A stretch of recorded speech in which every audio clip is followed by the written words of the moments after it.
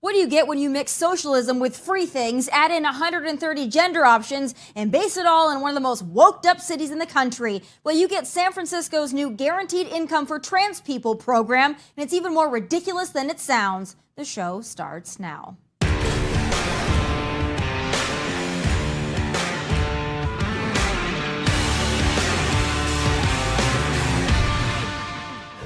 Folks, I don't get it. And by it, I mean this new cultural obsession with erasing biological identity and replacing it with this confusing, bizarre, woked up, ambiguous BS. What is the goal here? To confuse, encourage, and entice people, especially young people, into believing whatever is in their pants is up for negotiation or interpretation?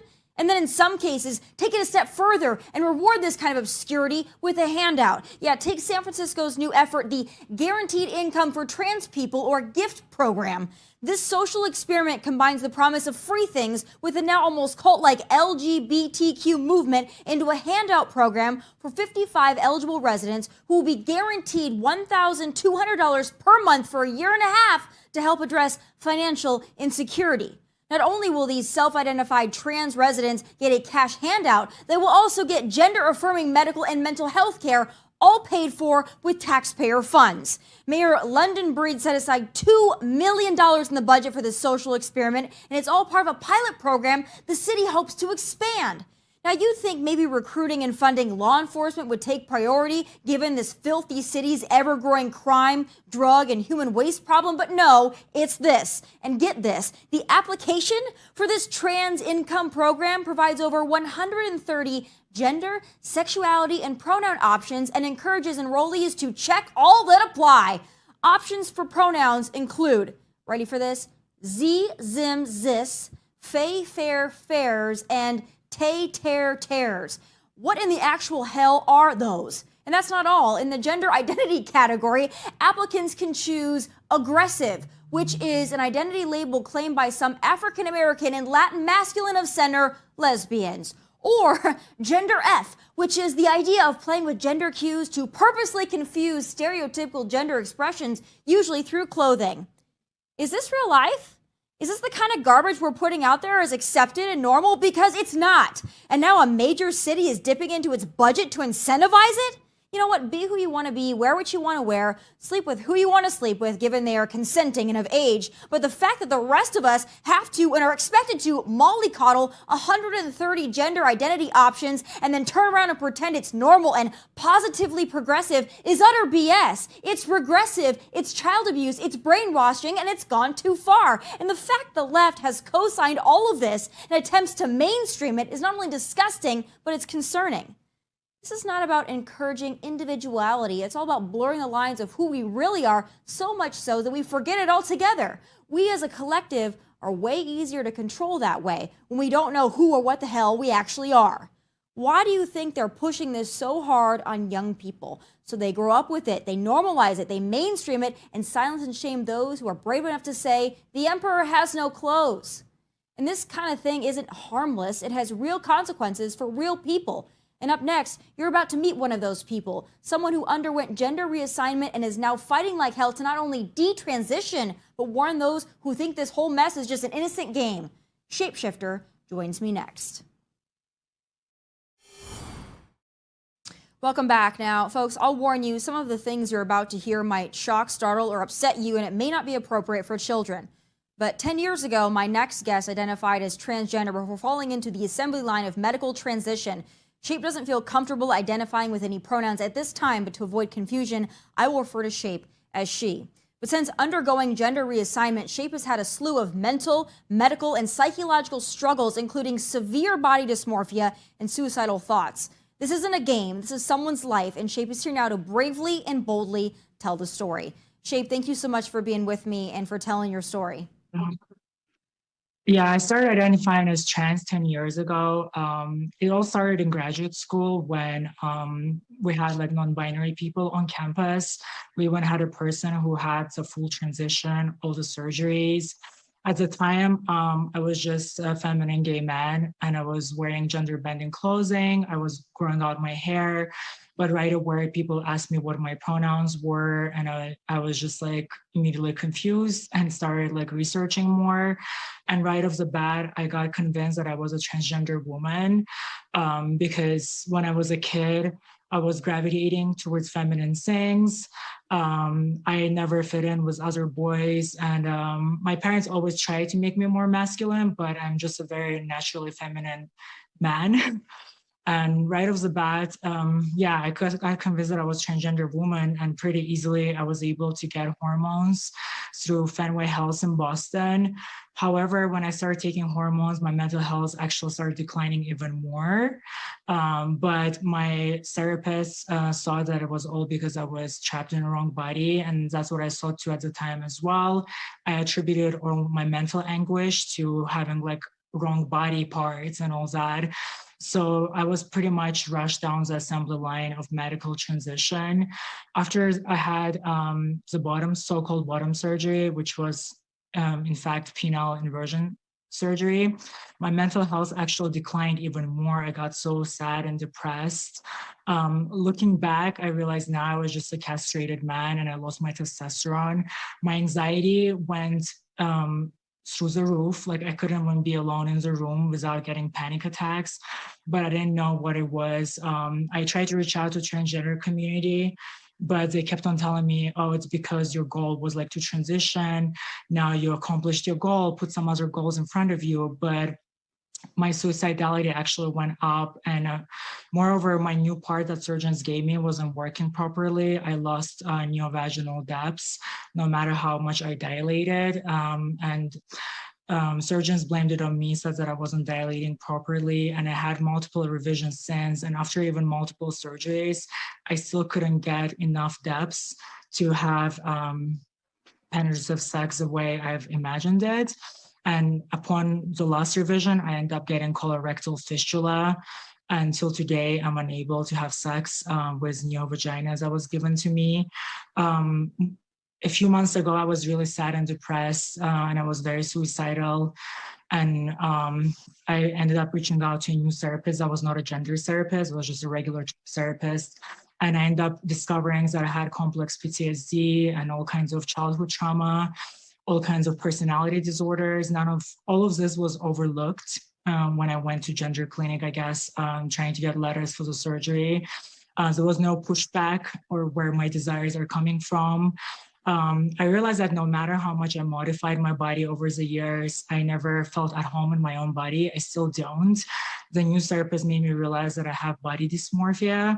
So the way I see myself is not the way people see me. I still don't feel like confident in myself, and that feeling never went away. If anything, all the surgeries destroyed my confidence even more. I actually have health issues. I developed osteoporosis because of not having enough hormones in my body, and scoliosis as well. So my back hurts every day. For years, I had no sex drive at all. I had no interest in any kind of intimacy, really. So after I went to the therapist, I started taking testosterone, and it's almost like a version of me came back online, and I realized that I was lied to, and I was a version of a man and not a version of a woman. However, it's kind of traumatic to be back on testosterone without having functional genitals, because testosterone works well with male genitals that I no longer have, really. So it's traumatic, even though my anxiety has gone down ever since I've taken testosterone. My confidence is a bit higher. It's also just, I don't know if I'll be able to keep on taking testosterone because I'm getting a phantom limb thing going on. Sometimes I wake up thinking I still have a penis, but I don't. So it's very traumatic. Recently, I was in Florida testifying with other detransitioners against medicalization of minors. And it was a very high tension situation. We were getting yelled at. I got called a Nazi. I got accused of genocide of transgender children and transgender women just for sharing my story. Wow. We were shamed and yelled at, called all kinds of names, and it definitely affected my mental health. I wonder where Jess Jennings was her family, because they live in Florida and she inspired so many trans kids into transitioning. After everything I've been through, I can tell you is that medical system only cared about my health insurance card, because the surgeons have no incentive not mess up the surgery, because they get paid for all the pre-op consult, they get paid for attempt to do something, and they get paid for all the revisions. Through this process, all the surgeons that worked on me, all the doctors, they got paid really well. I lost my functional genitals and I didn't get what I expected. They're actually lying to people right now. Like, we don't have technology to change anybody's sex. Like, after I sacrificed so much to be a woman, I realized I'm a man and the surgeries were unnecessary. I even regret my top surgery. So I feel like I sacrificed everything to live styles as a woman, but after seeing what was happening with Leah Thomas' situation, with medicalization of children, I just wanted to come forward and share my stories that not all transitions are happy transitions. This is not an easy journey. This is not fun. People should not be glamorizing this. I'm actually a mentally ill person that is still struggling. I don't have stable sense of identity. I should have never been cleared for this surgery. But unfortunately, the common narrative right now is that all these mental comorbidities are separate from trans issues. And after I realized that I was not a trans woman, that I was just a gender nonconforming man who could just push down the symbol line of transition, I started looking more into research, and I realized there's actually no research, scientific research, proving that having genital surgeries improve anybody's health in the long run. In fact, there's a study done in Sweden showing that suicidality goes up after genital surgery. There's also really no studies showing that if you transition kids that young, what you're really doing, you're risking their fertility and their health with puberty blockers and cross-sex hormones for a certain look, for a higher voice or for a deeper voice. How can kids like opt out of their future sexuality if they've never even experienced it? The head of WPAS, and WPAS is an organization that sets standards for transgender healthcare, Marcy Bowers. She's also the person who did surgery on Jess Jennings, and as we all know, Jess Jennings had a lot of complications. She just put out recently statements that kids, especially boys that are being transitioned, that have been blocked with puberty blockers, they will never experience orgasm because their testosterone is blocked. So how are these kids going to opt out of like male experience when they never experienced it, you know? So that doesn't make sense to me. That is really abusive, you know? And I feel like I also internalize a lot of homophobia because growing up, I grew up in very strict culture where men are very masculine and women are very feminine. But because I didn't fit that stereotype of masculinity, no matter how much I tried to act more masculine, I was still standing out. I was bullied a lot for my femininity. And I think internalized homophobia really pushed me down the transition line. I wanna ask you about that because I think it's so important to discuss it. Right. Because there's a lot of young people now that, because of the way culture is and because of the way that things are being taught, things are being glamorized, as you mentioned, there's a lot of young people who maybe are just gay. And because they don't fit in a box, they think they need to fit in another box, which is to transition. Not just to be like you said you were. I'm just a feminine gay man, which there's nothing wrong with that. But then they feel like, well, then I must be in the wrong body. What part of that did you feel that kind of pressure to move towards transition? And do you think you would have just been happier growing up, living your life as a feminine gay man? To be honest, one thing I've learned from all this is health is the most important. And I just feel like medical transition is very risky and not really a healthy step for anyone.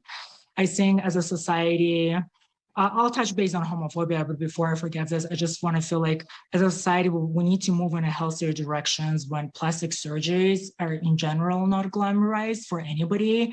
I think that's what's causing a lot of dysphoria in young kids, whether it's dysphoria around their secondary sex characteristics or just comparing themselves to people they see online, you know, that have been cosmetically enhanced, you know. So I think that's causing a lot of youth to think that they're not good enough and they're feeling uncomfortable with themselves. So, and pure narrative, if you're feeling uncomfortable with yourself at all, like you may be trans, and that's why a lot of people fall into that trap.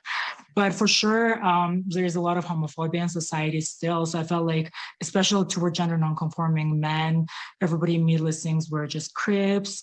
But I personally just like makeup and fashion. And honestly, growing up, I just saw that it's only girls that could engage with makeup and fashion. For boys, you had to wear suits and ties and to be masculine, but that didn't feel right for me. And no matter how much my parents tried to make me more of a boy, like it wasn't working. Plus, they took me to therapists once I came out to them as gay. So I got brainwashed by my parents and societies that gay was something really bad and sinful, and straight was something pure, and more natural. And that's why as a man, I realized I was possibly a straight woman in a man's body. I really latched onto it, and it pushed me down the transition path. But also, I was made to believe that this transition stuff was safe and it's been done for years, but it's not the case. Honestly, for years when I was open about my complications online, but I was being lied to that I was just part of 1%, which is like a weird number. It's not really a real number of regret and surgery complications. But now, being in the trans community, people have so many complications. People live with colostomy bags. They can't pee properly.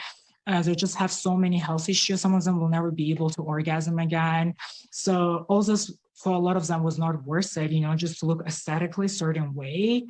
So it's completely like not healthy. Honestly, being a feminine gay man is way healthier. And I feel like instead of trying to become woman, the super feminine man should really expand definition of a man and keep their parts, not become slaves to big pharma, because now I have to pay for hormones till the rest of my life, wow. Exogenous hormones.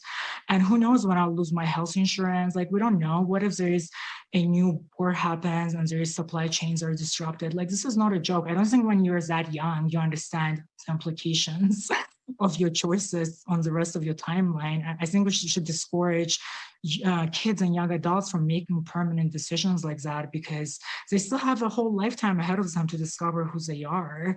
And making such a life-altering decisions, I totally regret it. I had my surgery at 24, and I was so brainwashed, and I was so mentally ill that I let surgeons amputate a healthy part of me, Right. So, and people are being lied to, I'm homosexual, transsexual. So I didn't even know that, because it's considered transphobic to even have that definition, that there is straight men that are transitioning, and then there is gay men that are transitioning. I am a gay man, so my transition was mostly trying to fit in society. It wasn't so much trying to be a woman. I just felt like growing up, I was so naturally feminine. That's a point of reference when we were women. More, I felt so far off from men because I could never be as masculine as them, So for me, it was just trying to fit in.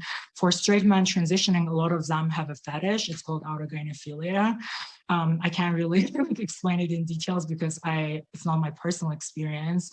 But I think until we have that distinction, if I knew that I was a homosexual, transsexual, I would have done more research before going through all the surgeries. I would have known that it's society that pushing me into transition. It's like, it was more social dysphoria because I felt out of place with clothing that I wanted to wear as a man, and if I wish I could take all of it back and just be androgynous man or gender non-conforming man. And we had those during 70s and 80s, but then gender ideology kind of destroyed all that.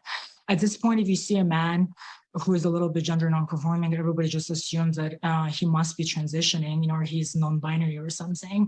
I think it will just be healthier to cancel those pronouns and cancel the whole gender ideology and just be man and woman, because very butch women, they're still women, Right. If they want to wear flannel shirts and combat boots, they're still women. Like, I think denying my biology, I was so brainwashed. I thought, I was told that if I have the surgeries, I'll do no different than any other woman, but it's not the case. Going against my biology did so much damage to my body. And I think we should teach kids that we can change sex, and they're just, if they're feeling different, they're just special kind of men and women. They're not something else. Well, it's easy to have a different gender identity and people figure out what they are, what they like, whatever. Let people grow up and figure that out, I think, is the strongest message here. It's not about saying, don't be yourself, don't dress the way you want to dress. It's about saying, don't physically change your biology and your body, because that has long-term side effects that you're going through. In conclusion, I know that something that's very important to you is talking about those in the trans community and in every community really that are struggling with suicidal thoughts. Know that that's something that you went through. What is your message to others out there that have a similar story to yours, that have those suicidal thoughts? What do you say to them? I think that from what I understood, being in the trans community, as I said, a lot of us have comorbidities. A lot of us have childhood trauma. I'm not saying that's for everyone, and that can definitely cause suicidal thoughts. I think pushing the narrative that this will solve your suicidality is extremely dangerous and manipulative, because that's what they're doing to parents right now and telling them if you don't transition your child, like they will commit suicide.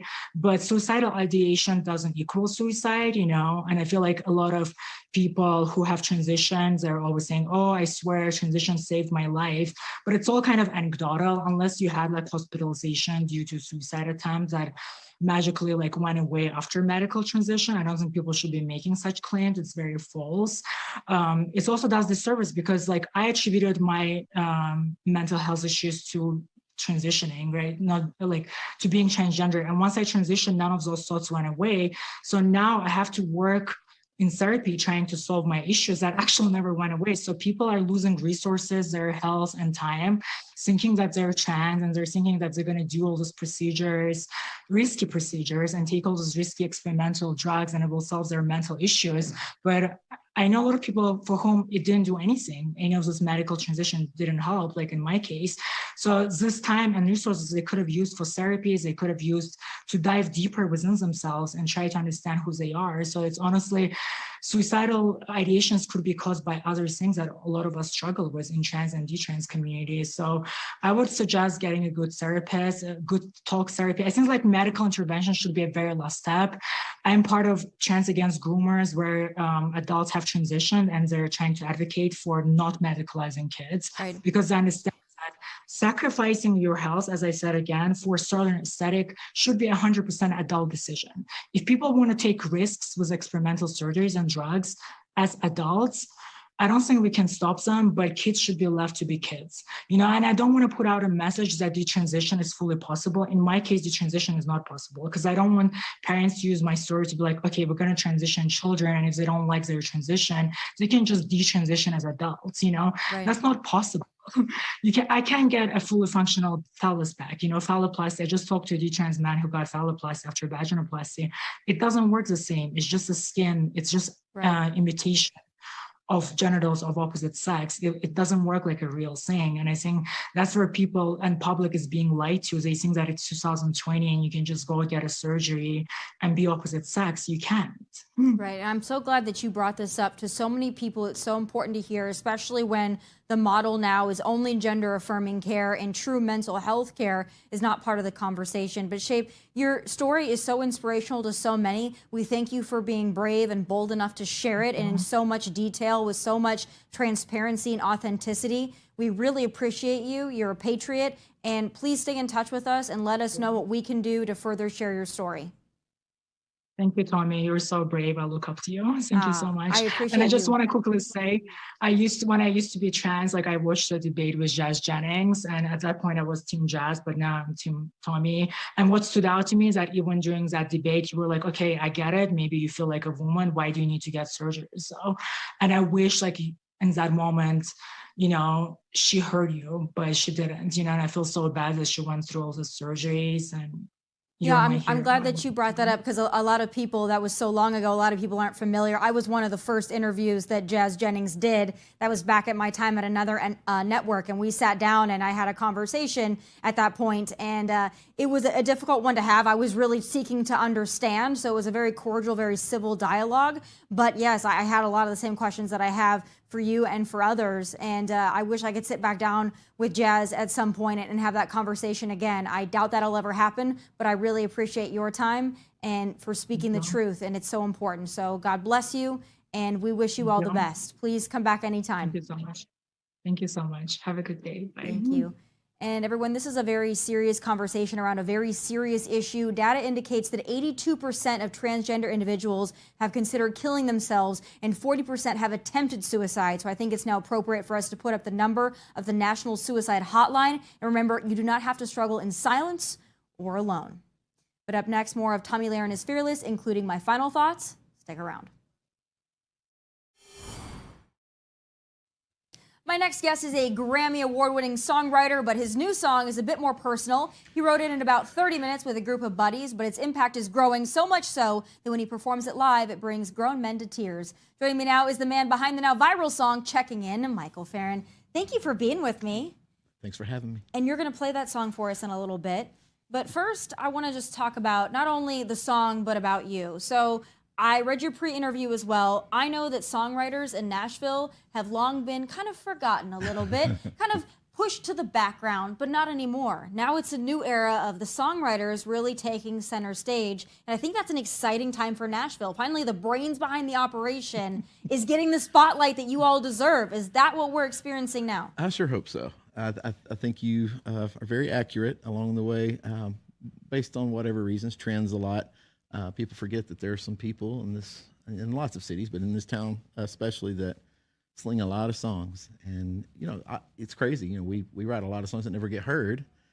And it is a bit of a out of the spotlight kind of situation. So I think there is a trend right now of songwriters kind of stepping into the And a lot of center. Songwriters then start performing the songs that they write instead of giving them to other artists. Yeah. But I wonder, what makes you more money? Giving a song to an artist like a Reba or singing it yourself?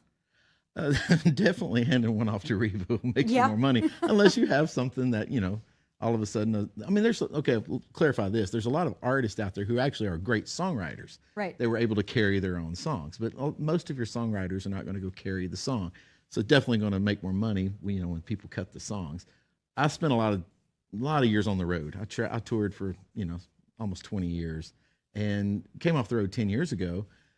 And I've always loved to write songs, but only in the last year or so, 2 years or so, have I decided, I think I'll start singing some of these. And so it's been nice for me to kind of get back in that mode of carrying songs. So what was the Reba song that you wrote?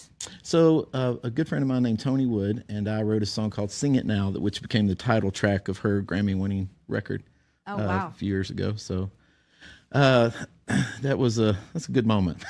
So I have to ask you, because you've been in this town, you know everybody, you've written a lot of songs, you've mixed and you've mingled in the Nash Vegas scene. You have to tell me, who is your favorite artist to work with? And I'm going to ask you your least favorite, though I know you're not going to tell me, but let's start with your favorite. Favorite artist to work with? That's honestly a question I can't hardly answer. I am blessed. Like, I get to write with heroes. I really, really do. And through the years, there's been, a handful of artists that you kind of lean into that go, all right, this works. Like, we just get what each other does. But I'm a guy who also, I bet on the unknowns a lot. I'm more prone to find that, the girl and the singer-songwriter around somewhere in this town and go, I need to write with her. And so right now, my favorite person I think to have written real consistently with in the last year or so is Emily Ann Roberts. Okay. And Emily Ann was on The Voice, and she's kind of a Grand Ole Opry, staple now. She's only 24 though.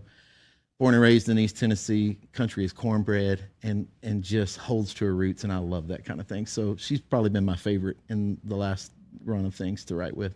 You have to be very honest with me on this. Nashville is changing quite a bit, though. And it has been like this for many years. I think probably at least when I started recognizing it is when Taylor Swift went from being country to just admitting that she was pop. And I love Taylor Swift, but there's a lot of pop elements that have come into country, and you have this old guard of country music that says keep it country, and then you've got these younger artists coming in from LA with their skinny jeans and their pointy boots and all this attire, and they're changing country music. Do you feel like this is a positive thing? Are we headed in more of the pop direction, or is country making a comeback with certain artists that are keeping it really true, like your Riley Greens, your Morgan Wallens? They're staying true to country. Where do we see the future? I think there is a trend back to traditional country now. Pop's never going to go away. It is what it is. And if you're worth your salt at all as a writer, you'll show up and do a good job in the room no matter who you're with and serve that well. My personal I gravitate towards very traditional or roots or Americana singer-songwriter stuff. I think the trend, like Emily Ann, she's 24. She refuses to go pop. Is it wrong to go pop? I'm not gonna say it's wrong. I'm grateful that there's this platform of people sticking to the traditional thing and making, because it's the story. It's like, Right. we don't want to forget and stray too far of what made it what it is already. And there are, like you mentioned, some great ones that are kind of holding that flag of we're going to stay traditional. And that's probably, as a writer, personally, that's where I'm at my best, but I'll try to serve whatever walks through. I mean, because my roots were in CCM and worship and a lot of other stuff, but I'm a redneck from Texas who's always listened to country music. And only in the last few years, I've kind of felt the freedom to go, okay, let's chase that. But I tend to gravitate towards what I hope is a growing trend of traditional. I think it is. It's making a comeback, just like the mullet is making a comeback. So I think it is here to stay. You're going to have people that are going to be pop, and our award shows, they're trending more towards what the Grammys and the Billboard Awards would be. They don't really look like the Country Music Awards anymore. But that's a whole nother discussion for another day. I want to talk about the song that you wrote. You said that you wrote this song in about 30 minutes, and it's personal for you. Tell me about Checking In. So, I mean, I'm one of the blessed dudes that my dad is my closest friend. Like I got one of the good ones, right? I was raised this Baptist preacher's kid in Texas, and he's always been this gracious, kind man. But in the last few years, he's getting older, and it's tough to watch some health stuff take place. And by virtue of what I do, I kind of leave my phone off. I'm writing, right? And so it's like I can't take it, so I mute the call a lot. And sitting with my buddy Ken and buddy Garrett, we just kind of came out of nowhere of like, let's just write something that challenges people to maybe not be so quick on the mute, on the silent, and answer it. And so it's really funny though. I haven't even told this part of the story yet. So I posted it. It took off, and I had to call my dad like 2 days in and go, Dad, I'm not trying to kill you here, I promise. Well, now he's milking it for all it's worth. Oh, yeah. I'll get a text every couple of days with him going, hey, checking in. It's like, dang it. And then my grandmother got in on it last week and said, hey, it's your old gran. I'm just checking in. I was like, dang it. One of my aunts has showed it to my grandmother. That's great, though. I'm from the Midwest, so that's something that we do. We do check in, and it's a very Southern thing as well. It's a very Midwest thing. It's just a very down-home thing to do. Yeah. But right now, I think the message of this even goes beyond that. It goes beyond anything that you're even talking about with your own family. It goes back into people just connecting with one another again, because it's hard to do that now. Everybody's interested in, their Discover page on Instagram or the videos that they watch on TikTok. And coming up on Thanksgiving, people are not really having those genuine connections, caring about each other the way that we'd hoped. So it's an important message that I think needs to be heard, especially now. The comments have been crazy. Like, it's everything from, wow, I still have my dad's voicemails, to I never got one voicemail from him. I mean, it's everything. Just watching people respond to it, it's stirring something. And for me, it's, I put my own self under conviction. It's like, stop muting your dad's call, which is what we intended for it. But there's been some days where it's been real tough to read the comments. I mean, there's some real joyful, I had the best dad in the world. There's some real tragic stuff, but it's making people connect and talk about it. So I don't know where it all ends up going, but it's sure been fun to watch kind of what it stirred up, I think it's interesting, too, when you release a song on social media. What is it? I think probably Justin Bieber was one of the first to really do that. Like, start out releasing it on social media and then it growing bigger and it getting a life of its own. Is that going to be the path maybe for this song? Are we going to hear this song on a radio? Or maybe going to give it to somebody? And if you were to give it to somebody, who would you give it to? What star would you hand this song to that you say, you know what? This is my personal story, but I feel like you could deliver it? I'm a big Blake Shelton fan. Who isn't, right? Big Tim McGraw fan. If I could just pick and choose, like there's some names I'd love to. But here's the thing with songs: they have to have the right authority to be able to carry that song. And so this song in particular limits who you can.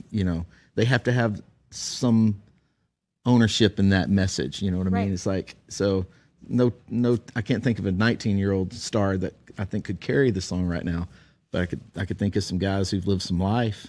Going, I've been through some stuff and I've been through some loss, and that matters to me. So I'm reaching for the stars on this one. It is going to come out soon. I will release my own version of it. So you kind of have to move when things are moving, I guess. Exactly. So, strike when the iron is hot, and then maybe good old Blake will hear it and maybe he'll pick it up. Because if I were to think of somebody, that would be the natural person that I would say. But we're actually going to hear the song. We've been talking about it so much. So we're going to come back, and we're going to get a performance of Checking In, so don't miss it.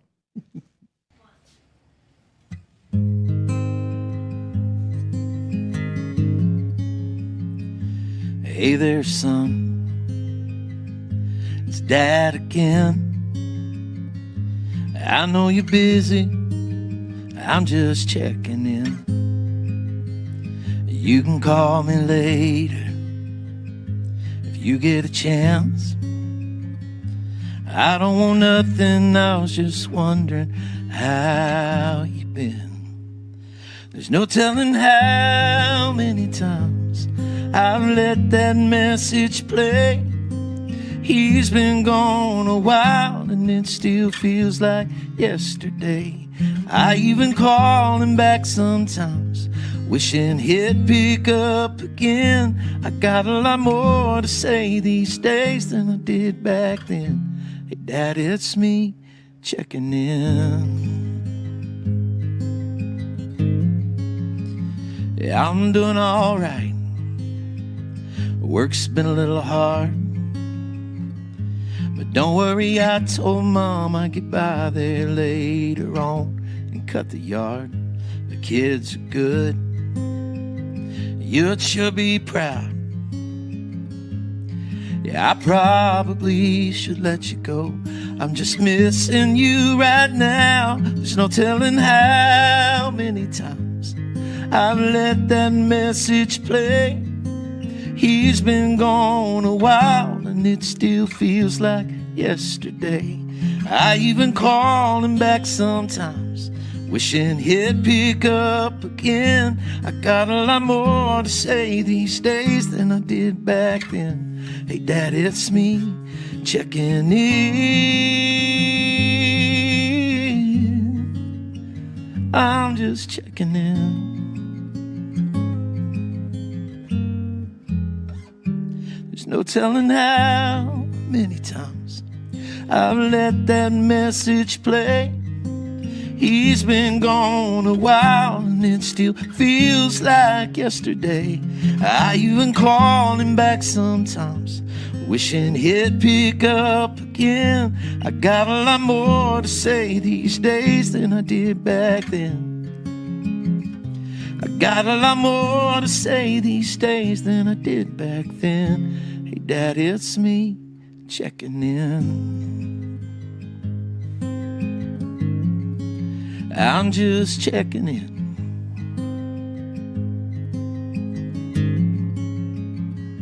Hey there, son. It's Dad again. I know you're busy. I'm just checking in.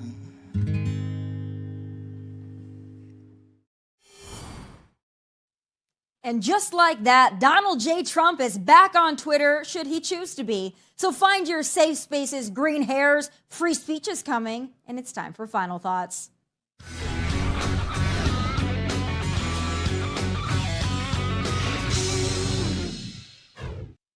All it took was one simple Twitter poll, and just like that, Donald J. Trump's famous, infamous, iconic, legendary, and ultra-triggering Twitter account is back online.